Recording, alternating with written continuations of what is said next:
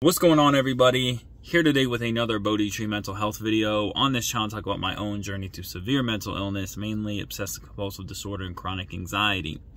Today's just going to be a video where I just talk from experience, but I wanted to touch on, in my own experience, I know this is the experience of 99% of people out here in the world, is that life doesn't turn out the way that we wanted it to, or the way that we expected it to anyways.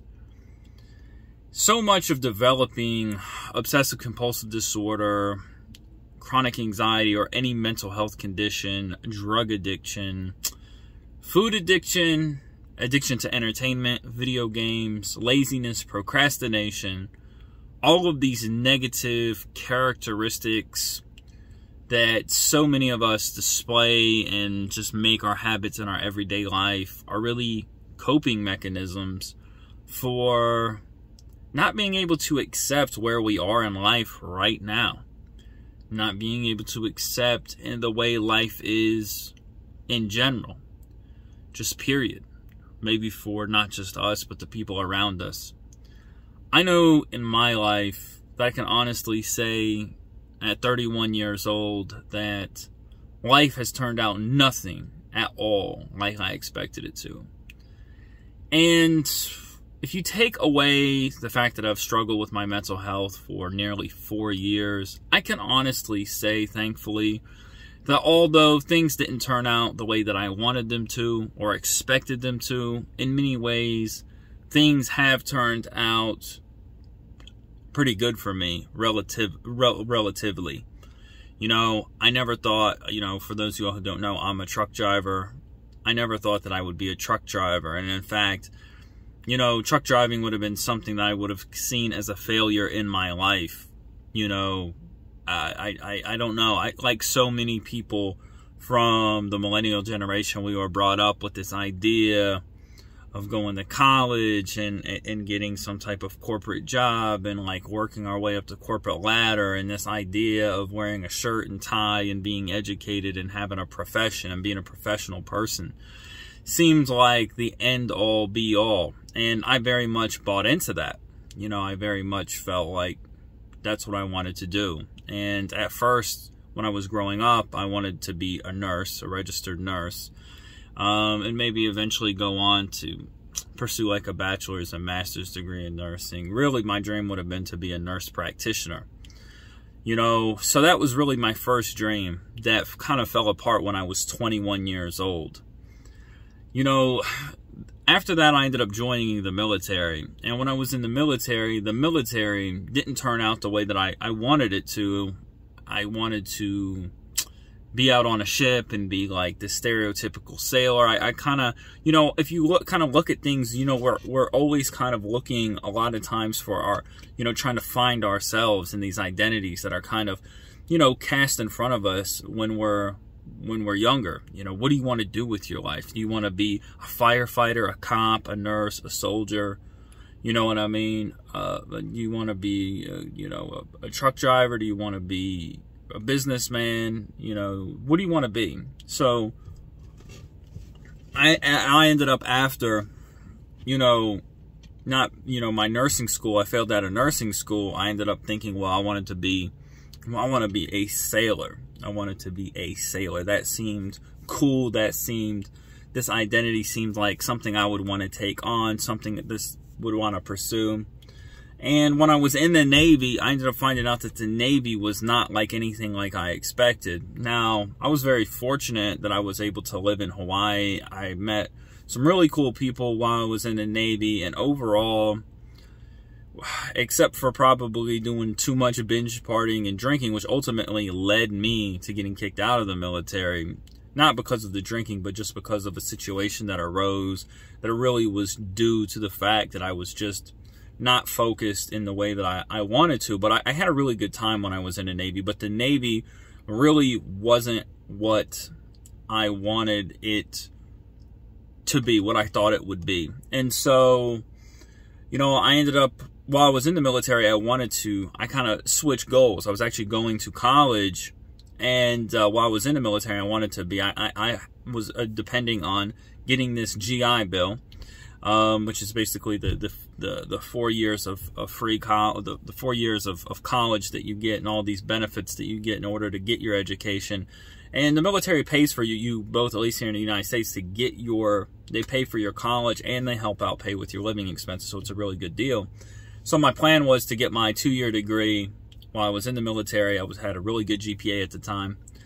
And, you know, go on. I wanted to get my master's degree, not in business, but in finance at a private school. And I really thought that, like, you know, I wanted to be this corporate kind of finance person. That's what I wanted to do. But when I got kicked out of the military and I lost all my college benefits, all of that went away with it. You know, it was just no way for me to go to school and work, and I was already in a lot of debt. So, you know, basically, you know, just by the time I was 25, you know, being a nurse didn't work out, being a sailor didn't work out, and me pursuing a degree and being a businessman didn't work out. And so I ended up, you know, 25 and coming out of the military, and I felt, although I think this was the beginning of my mental health problems because I was going through this transition. I mean, I think it was subtle. I wasn't at this time overwhelmed or something like that, but I was definitely not in the place that I wanted to be.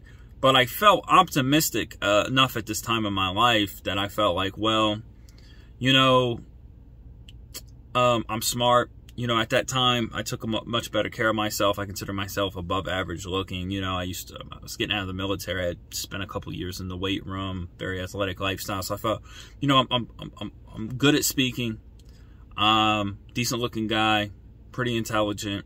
You know, I should be able to be successful regardless. I mean, why the fuck shouldn't I be successful?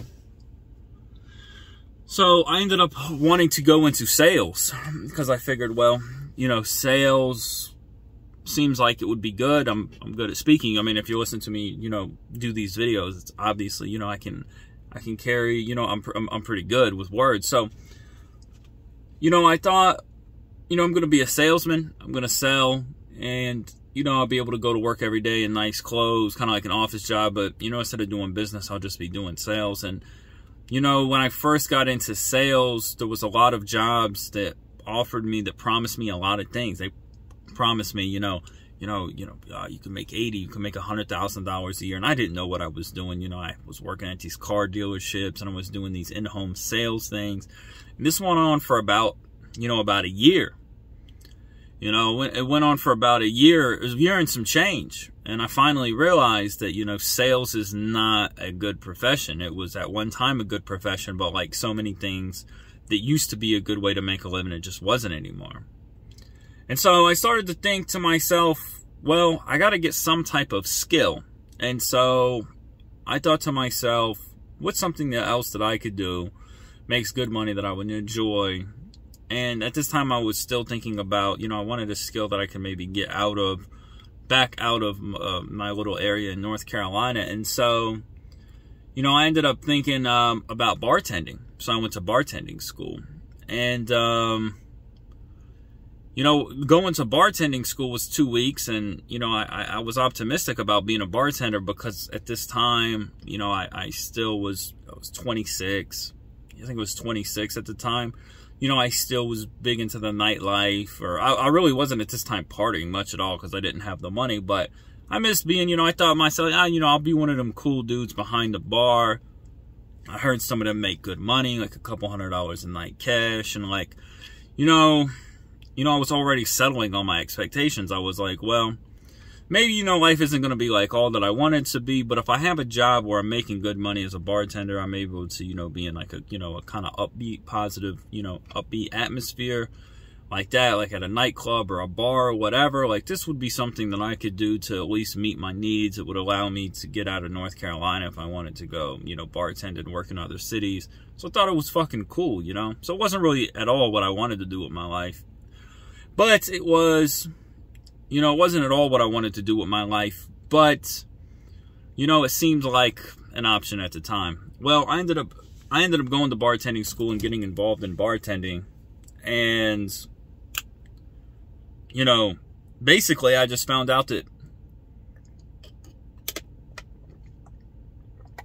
being a bartender didn't pay nearly as what I thought it did. See, I think that over the last 30 years, so many things that people used to make decent money at, they just don't make decent money at anymore, like bartending. You know, bartenders, you know, a lot of bars, you know, have closed down, or they don't bring the amount of people in that they used to, and the people that they bring in oftentimes don't really have money to be there anyway, so they're not big tippers.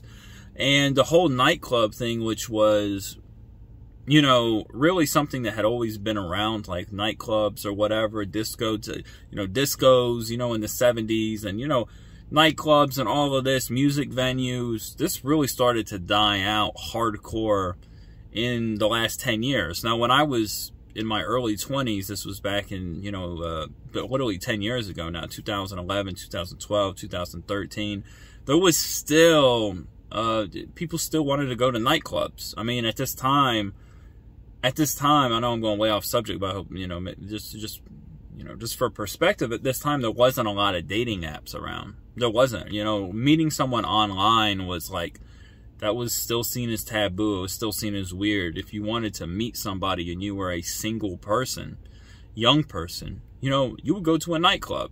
You would go to a nightclub. You know, you might go to try and hook up with a girl, or you might try and go to meet a girl. But that's where you would mingle, because, well, where else are you going to mingle? I mean, if you're not on the internet, you know, the only people you really have access to are the people that you work with, or if you're in college, you go to school with. But once you're out of college, it's just the people that you work with.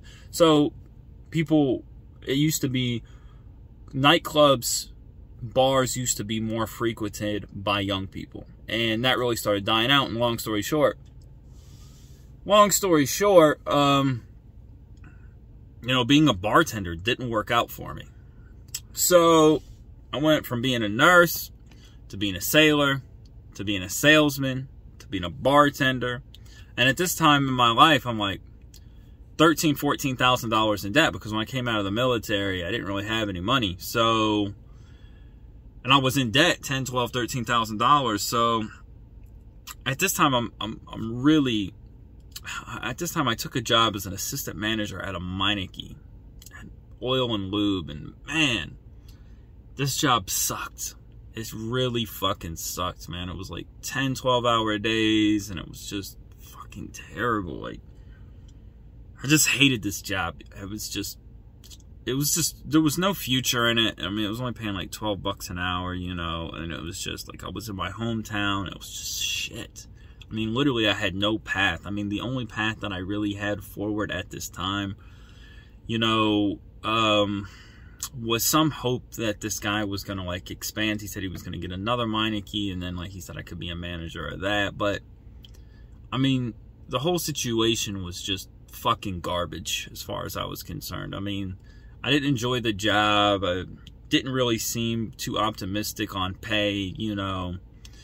So anyways, a guy came in to that time, and, you know, to the shop, and he was a truck driver, and he started talking about truck driving, and the money in truck driving seemed, you know, much better than what I was making. And at this time, I was just like, I just wanted out.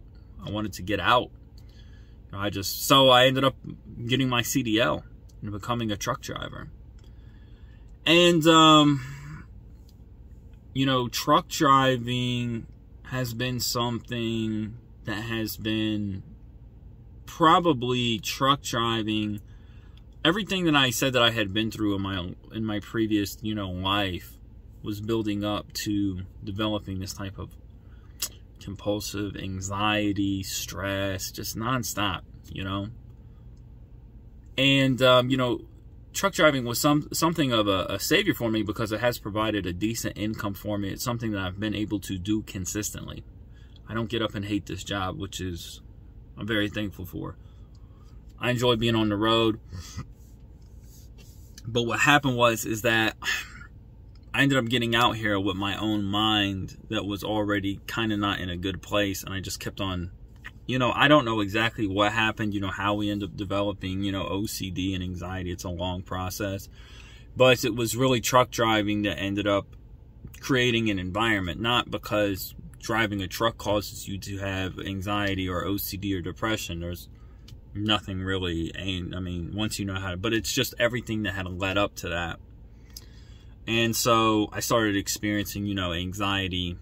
You know, I started experiencing what now I know was anxiety symptoms back in 2017, you know, basically in the fall. And then I kind of developed full-blown OCD, you know, basically in the spring of 2018. And so, you know, basically what I'm saying is that, you know, when I look at my life, there was a lot of uncertainty involved. There was a lot of uncertainty involved. There was a lot of, you know, just things just not going anywhere the way that I wanted them to go.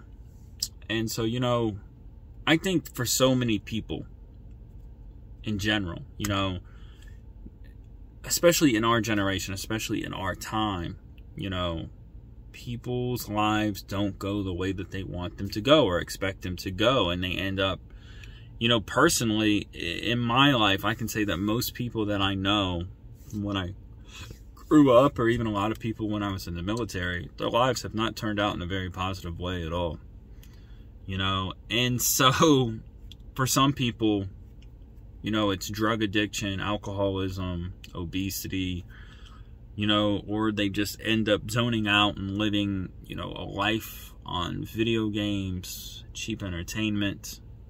They don't really, their lives don't really possess anything of any real, I think what most humans, healthy humans, would consider any real value. And so a lot of times, because our lives don't go the way that we want or expect them to go, you know, it's just difficult. It's difficult. It's very difficult. I mean, it's tremendously difficult. I mean, I think that's, you know, overall, that's the reason why people develop the type of problems that they develop. You know, it's the suffering of life. You know, it's, you know, we're all born into this world, and, you know, society does a good job of painting a rosy picture of how things are going to go. But when we grow up, you know, we tend to realize that things don't go the way that we want. They don't go the way that we expected them to go. And so we have to, you know, the main point of this video is just to say that, you know, in my life, and I'm sure in your life, you can look around and just see within your own life, within the lives of people around you, that, you know, things just don't go the way that you want.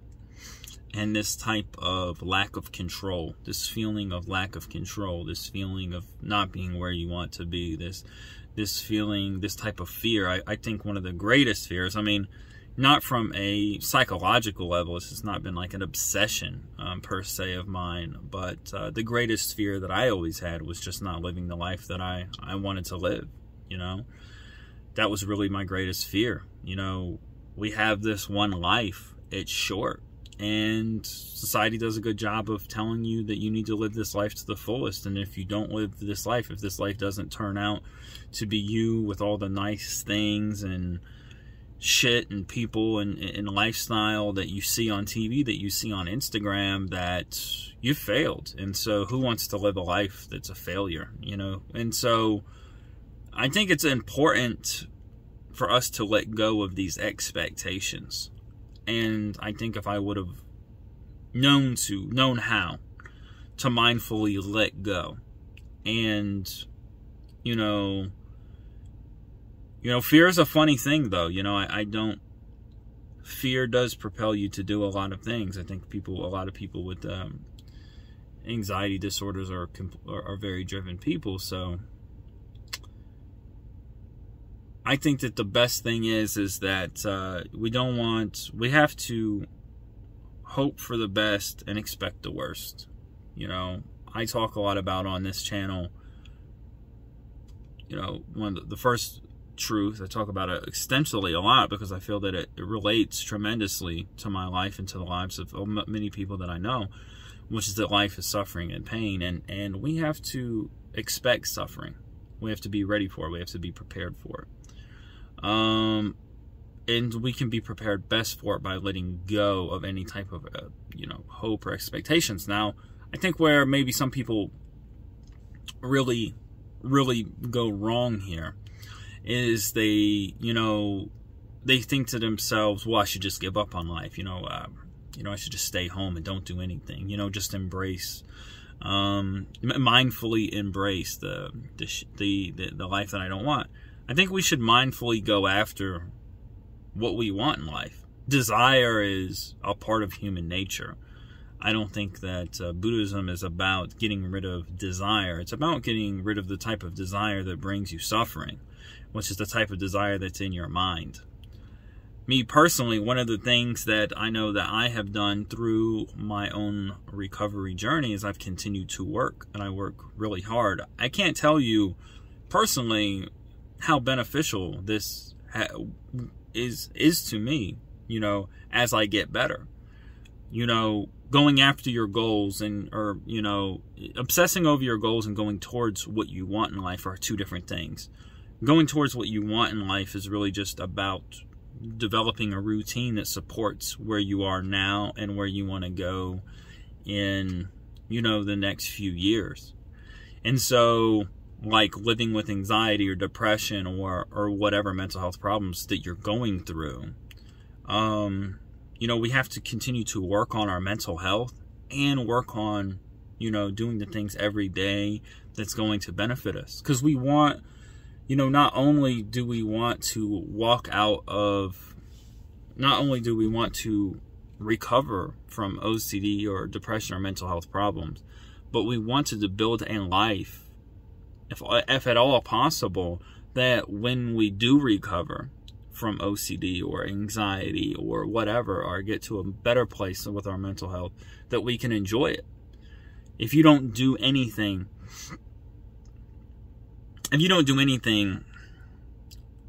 you don't build what you want in your life now, it's not going to be a problem when you fully recover.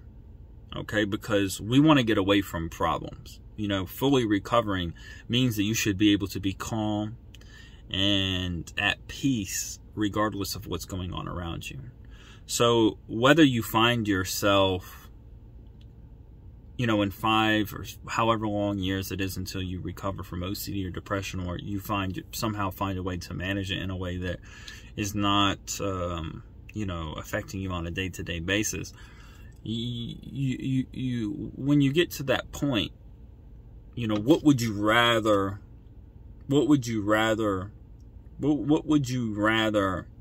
have as your experience?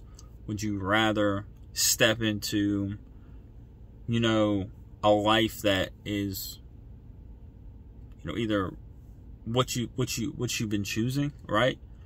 Working towards, whether it's getting a college degree or going to work and doing a good job at work, or working on your relationships, working on doing the things that you really, goes back to really doing the things like they talk about in acceptance and commitment therapy.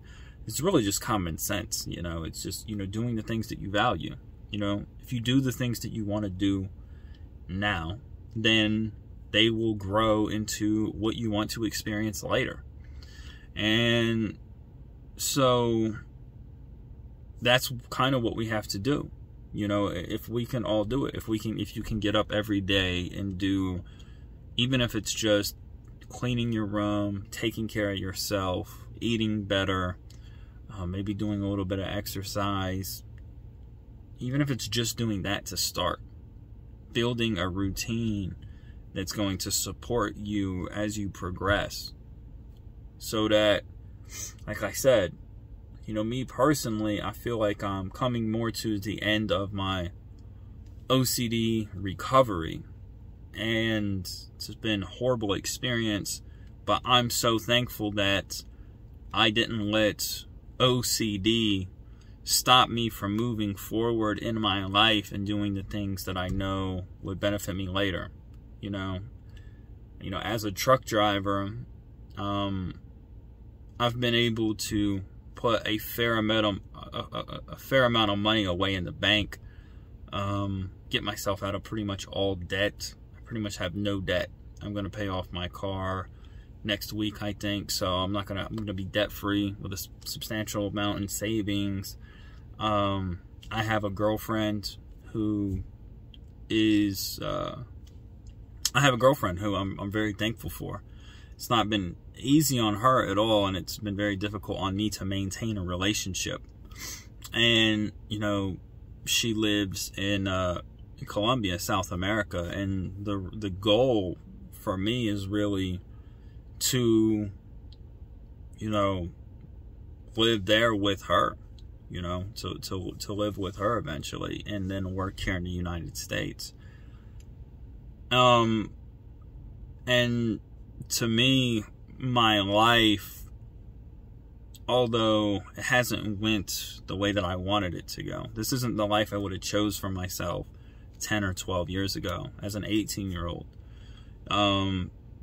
graduating high school.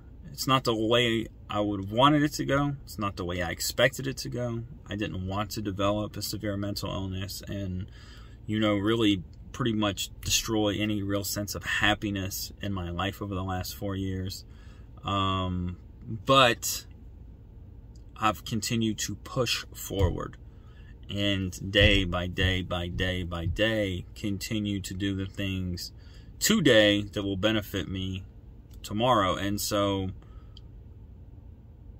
we have to, this is the nature of the human spirit, right? Is to push forward into, really, it's not about, it's just about pushing forward into the life that we prefer. And I think that this is a big thing. Life can't be about, you know, what has to be this way or that way, because we never know what's going to come our way. So whatever that we want for our future, whatever we want to build, whatever we want to create, we have to see that these are just things that we would prefer. We prefer to be in good health, financially stable, in a loving relationship, in an environment, in a home, in a place that we want. We can prefer these things. There's nothing wrong with having preferences. The beauty in life is going after these preferences, going after the things that we want. The beauty in life is going after the things that we want and seeing what we can accomplish, you know. And even though things don't go the way that we want most of the time, so the way that we expect, if we keep pushing forward, we're not guaranteed, but we're more likely to create a life that we can enjoy. We can enjoy. We can be proud of. We can, you know, that will be fulfilling. You know what I mean? That's it.